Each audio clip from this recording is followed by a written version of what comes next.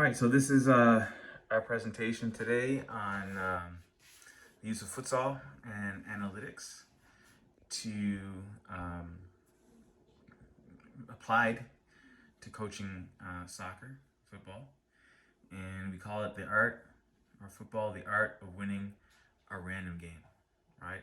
So the first thing is you have to know is what game you're playing, and futsal in particular, but also football, the 11-a-side version, is most like baseball, right? So the team with the ball has to get points, outs. So many outs wins the game.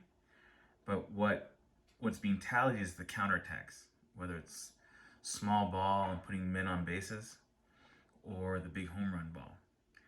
So what's being managed is you have to score points as you manage the counterattack, right? So futsal, that counterattack is much more prominent, right? For the most part, when you have the ball, you're at a disadvantage. The team that can counter has the advantage and more likely chance of scoring. But even in the 11-a-side game, it's less immediate because the advantage in counterattack is not in every play and under every system, under all conditions, but it often plays itself out over multiple games, especially the way the game is played in the United States. There's not a lot of minimizing of the counterattack going on. And so it's not immediate, that the effect of that is hidden over several games. So the question is where do wins come from? And there's the formula, right? And so there's one other layer to this, is that goals scored and goals allowed, or if you have a random distribution across games.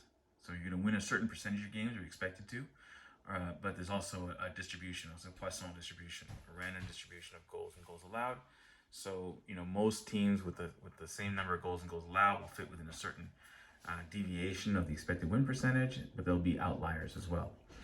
So what this is first saying is that there's a lot of luck involved. Your goal distribution, you can be a great team, but if all your goals are scored in one game and all your goals are allowed spread across multiple games, you're going to lose more games than you otherwise would have, right? And then the formula has other implications as well. So if you think about the teams at the top of the table, they're just concerned about scoring goals, right? They're not concerned about what the other team's going to do, right? So those are the Liverpools, necessarily the Manchester Cities, right?